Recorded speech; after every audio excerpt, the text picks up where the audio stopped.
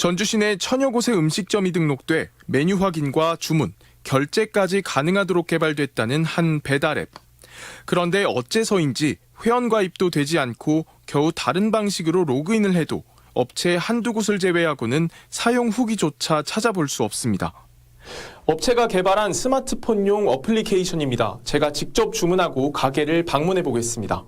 앱에 등록돼 있는 음식점을 직접 찾아가 봤습니다. 배달 주문은 받으세요? 배달은 저희 배달은 인석이 있잖아요. 아, 그거 말고는 안 쓰시고? 네. 어플에 올라있는 또 다른 음식점. 앱이 있다는 사실조차 모른다며 오히려 어디에서 만든 거냐고 되묻습니다.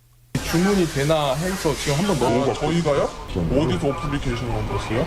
여기 외식업중앙에서. 아, 그래요? 지난 2021년 중소벤처기업부와 소상공인 시장진흥공단은 스마트 상점 기술 보급 사업을 진행했고 한국외식업중앙회 전주 완산구 지부는 배달 앱을 개발하겠다며 공모 사업을 신청했습니다. 하지만 최근 경찰이 이 사업을 따낸 외식업 완산구 지부와 어플 개발업체 관계자를 검찰에 송치하면서 파문이 일고 있습니다. 천여 개에 달하는 가입 음식점 명단을 작성하면서 업주의 확인도 없이 허위로 서류를 제출했다는 겁니다. 개발 업체에는 앱 개발 운영비로 3억 7천여만 원이 이미 지급됐습니다. 저희도 처음 알았거든요. 그 서류를 쓸 때, 그 검수 확인을 할 때, 저희는 점주도 다 불러가지고 확인하고 하는 줄 알았거든요. 근데 그냥 급하니까 막, 진짜. 사업을 진행한 외식업중앙회 전주 완산구 지부는 앱이 제대로 작동하지 않은 이유에 대해 그저 가입 음식점들이 운영 매뉴얼을 제대로 숙지하지 못한 탓이라는 입장. 허위로 가입 서류를 작성한 혐의는 인정하면서도 자신들이 중간에서 이익을 취한 것은 아니라고 말합니다.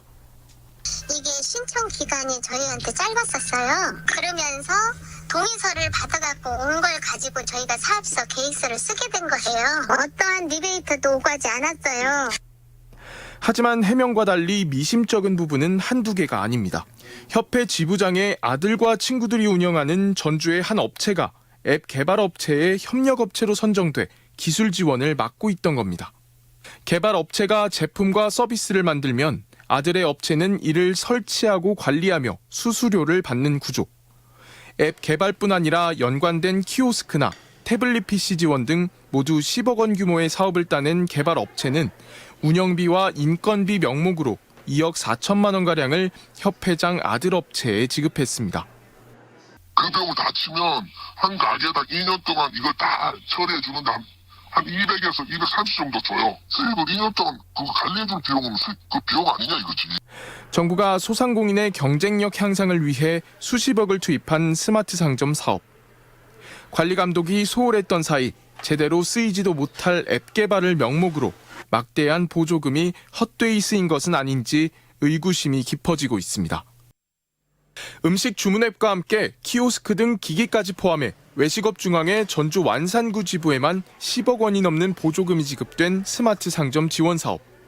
어떻게 사업을 따낸 지부장의 아들이 대리점을 맡고 있는 특수관계의 기술 업체가 납품을 할 수 있었을까? 소상공인 시장진흥공단이 내놓은 해당 사업의 운영 매뉴얼입니다. 공단과 협의만 거치면 공단에서 모집한 스마트 상점 기술 보유 기업 가운데 사업에 응모한 단체가 원하는 업체를 선정할 수 있도록 돼 있습니다. 최소한의 공정성을 보장하기 위한 절차도 거치지 않은 채 납품업체를 자의적으로 선택할 수 있는 건데 심지어 참여하는 개별 소상공인들이 납품업체 선정에 참여한다는 지침도 지켜지지 않은 채 해당 지부에서 일방적으로 계약을 진행했습니다. 저희가 상점가 단위로 신청을 받고 상점가 단위로 선정을 하신 다음에 소상공인이 그 부분에 대해서 자기는 원치 않은 경우에는 직접 계약을 체결을 하지 않는다. 진행 자체를 포기를 하는 경우가 있겠죠. 이토록 허술한 업체 선정 절차가 이 같은 의혹의 배경이 된 것으로 보입니다. 배달 앱을 개발한 납품 업체 측은 사업을 따내 넘겨준 협회 지부장이 사업 공모 수개월 전부터 대리점을 개설하고 싶다며 접근했고 아들이 친구들과 함께 운영하는 업체를 추천했다고 말합니다. 그때는 제 지부장님 아드님이랑도 몰라서 초반에는 추천을 했어. 추천. 젊은 친구들이 있는데 이런 거 한번 제대로 해볼 것 같은데. 지부장의 아들과 친구들이 운영했다는 대리점 사무실을 찾아가 봤습니다.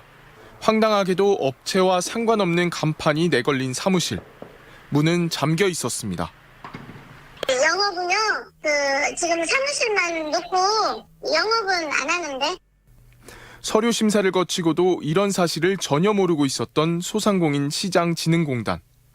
1년에 한 번씩 전수점검을 진행했다지만 앱이 구동되는지 여부만 확인했을 뿐 실제 활용되는지 실적이 얼마나 되는지 등은 제대로 확인하지 않았습니다.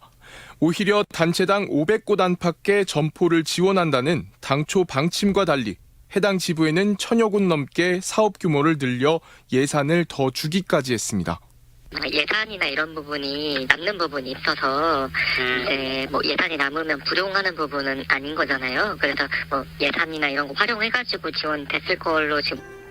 아들이 운영하는 대리점이 납품업체로부터 관리비 명목으로 걷어들인 수익은 2억 4천만 원에 이를 것으로 추정되는 상황. 수억 원대 수익에도 지부장은 아들과 친구들이 그저 아르바이트 수준으로 일을 했을 뿐이라고 해명합니다. 아들은 다른 데 채용을 했고요. 우리 아들은 그냥 알바했어요. 알바로 해서 그 알바 비용은 제가 줬고요. 심지어 해당 사업이 진행되고 있었던 2021년은 전주시에서 자체적으로 똑같은 기능을 하는 공공배달앱 전주 맛배달 개발을 추진하고 있었던 시점. 결국 한 해에 200억 원 규모의 보조금 사업이 소상공인 시장진흥공단의 허술한 공모 절차와 관리 감독 속에 눈먼 돈으로 전락하면서 혈세 낭비만 초래한 것은 아닌지 의구심이 커지고 있습니다. MBC 뉴스 전재웅입니다.